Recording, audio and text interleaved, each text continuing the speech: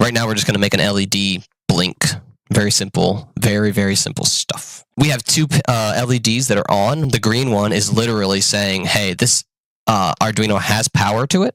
And then the left one is, I believe, preset on and connected to pin 13. So we are going to, with using that assumption, we're going to turn pin 13 off is our goal. The setup loop is where you can do one-time operations. When the code first starts, like when a reset happens or the power's first onto the Arduino, the setup does one-time operation, and then it moves into the loop that will repeat continuously forever. Without further ado, using a common command that you can find in the Arduino language reference, we have a method or function called pin mode, which tells an input-output pin, an I/O pin, which is what all of these pins on these black rails are. It tells it whether it's going to be an input or an output. And what we want to do is output the state of this yellow LED, okay? And yes, we will, that's where we're going to start. Assuming that is associated with pin 13, we have to first tell the pin 13 that it's an output pin. So pin mode has two arguments, the pin number that we're messing with, pin 13, and the mode, input or output. So we're going to type 13 in here and put a comma. That is the pin that we are going to control. Give it a state of input or output. And we're going to tell it it's an output, which has to be written in all caps. At the end of any function, the C++ language syntax, you have to put a semicolon at the end of a line, very similar to putting a period at the end of a sentence. And now pin 13 knows it's an output. I'm going to just upload this and see if that LED turns off. It does. So if you can tell when I zoom in here, so LED is labeled L. It was either preset to be on or was maybe set as an input, which doesn't really make sense for the LED, but was in some state preset beyond my control to be on. And being familiar with these systems, I know that pin 13 is usually associated with that LED. All I did was set it as an output, so it presumably hasn't been told whether to be on or off yet, and it turned off when I uploaded the code. All I did was tell it is an output, that I'm going to control you, and it went to a default state of off. So all of these functions that I'm going to go through, this is a very monkey see, monkey do, brute learning coding. All of the functions I'm going to show you and use are in the Arduino language reference website. The language reference page on the Arduino website. I just use something called pin mode. There it is. Pin mode tells you exactly what it does, configures a specified pin to behave either as an input or an output, and it tells you that you can also additionally set it as an input pull-up, which has to do with pull-up resistors and some slightly more advanced electrical theory. Ultimately, pin mode in the following syntax: lowercase pin, uppercase M, mode, parentheses, the pin you are attempting to use, and the mode that you are setting it to, input or output. You write the code like this. You write the function like this. And then you put a semicolon at the end. And you are going to be syntactically correct and generate no errors in your code. For all of the language reference links and the different functions that you go and read more about, there should be some example code. They're doing pin mode 13 output. That's what we just did. And then what they're going to do is set it to high, wait a second, and set it to low. Wait a second. We're going to do the same thing. All right. I could copy and paste this code over and it would do what I'm aiming to do, actually. But you're going to find a lot of helpful information inside the Arduino website, probably Reddit, third-party forums, but especially this website giving you the official language reference for all sorts of functions, variables, and structures that you may need and use. I am going to use them, explain them, and power forward. We set pin 13. We did exactly what I said we would do. We would basically get control of this LED. Right now we're just going to make an LED blink. Right now we're just going to make an LED blink. Right now we're just going to make an LED blink. All right. And now I want to go a little further and blink this LED. Right now we're just going to make an LED blink. So now that we have basically told that pin 13 is an output, right? We now want to control the state of that output. So think of it literally as like on and off, right? Is equivalent to low and high. Or sorry, I did that backwards, but off is low, on is high. We're going to use the correct syntax here to write to the digital pin 13, whether it's going to be on or off, high or low. So the way that you do so is you use a new function, okay, called digital, because it's a digital signal. In this sense, in this context, digital meaning on or off, 0 or 1, nothing in between, no gray area. It's black or white. It's on or off, right? We use digital, and this is opposed to the word analog. Analog is going to vary, okay? It's going to be some continuous spectrum between all the way off and all the way on, okay? Kind of like, imagine just a dimmer switch is kind of analog as it sweeps between all the way off and all the way on. We're going to use digital here to turn the LED on, and the command is digital write with a capital W, okay? Because we are writing the state, okay? Just like read write, if you're familiar with computers, you have your file structure, you have read access, write access, you can view, which is read, you can edit, which is write, okay? Here we are writing to the digital pin. And it has a pop-up here that says, hey, digital write has 2 arguments, the pin number, okay? It's hard to ignore, but basically this is the one of the allowed structures, or sorry, variable types, U, int, 8t, but it's hard to ignore that, but really this just pin is what's really more informative here. You need the pin number. Well, we're working with pin 13, so I'm going to type in 13. I'm going to do a comma, because that's what separates arguments, and then it says val, V-A-L, that's value. So literally in this context, high or low, okay? And we want to turn it on, because right now, LED's right there, it's off. There's nothing shining. Okay, so I'm going to write the word high. And at the end of everything, I'm going to put a semicolon. And I'm going to upload this code. Compiles, no errors, uploads, that LED's on. I don't know if you saw it turn on, but it turned on. All right. And now, again, I'm going to comment out this line. And I'm going to upload this code. I'm going to see that LED turn off. Well, turned off, turned back on, blinked a little. That's because it's a built-in LED used for more than just this pin.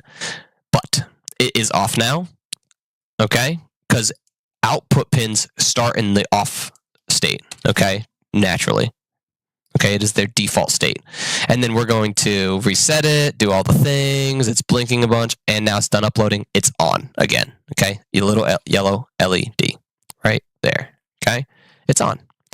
Now let's make it blink, okay? Instead of me having to upload when I want to turn it off and upload when I want to turn it on, let's make it blink. And this is how you do that, okay?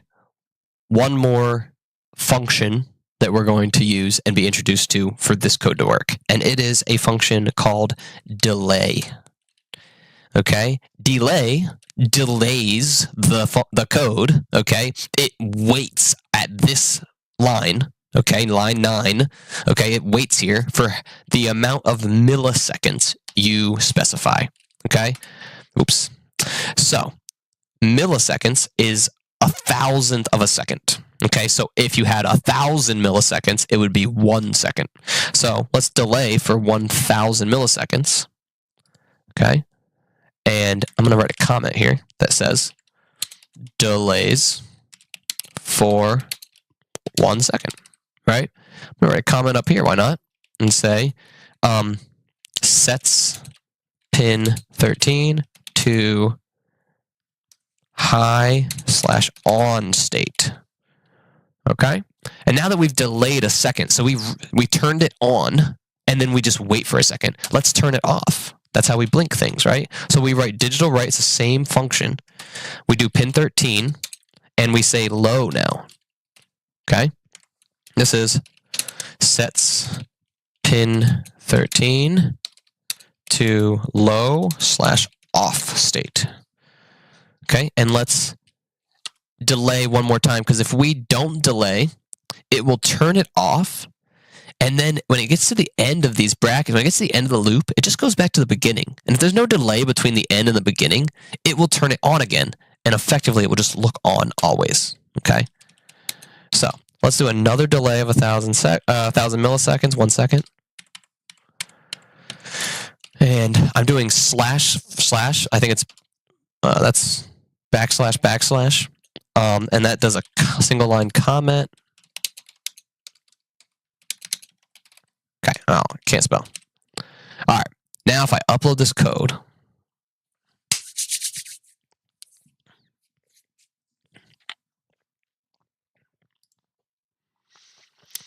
check the video. Let me switch. Boop. Okay, we now have let me zoom right in here. It has good near field focus. So L right here, okay, is blinking. It's upside down, sorry, but L is blinking. Oh, that's not a good angle because of that ring light, huh? All right.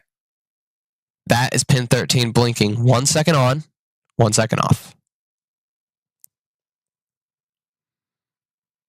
Okay?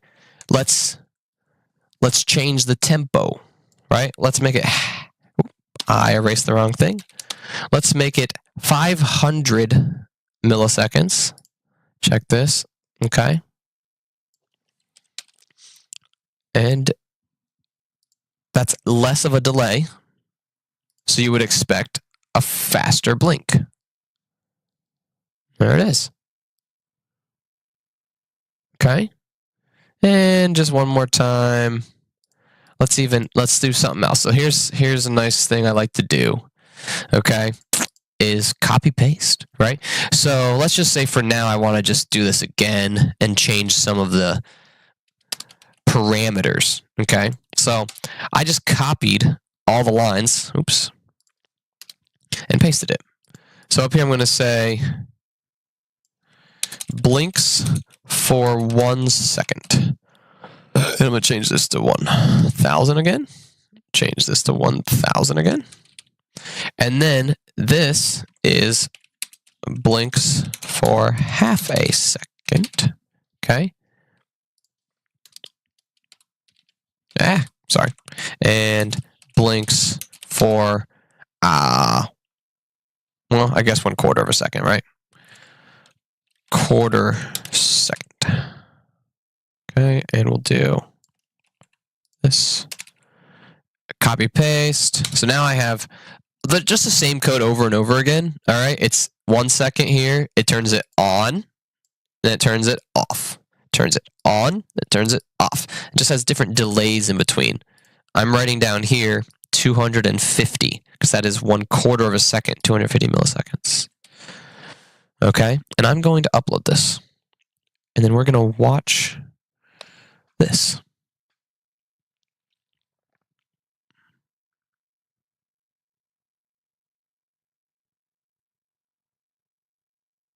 It's so simple. It just blinks, blinks a little faster, blinks a little slower.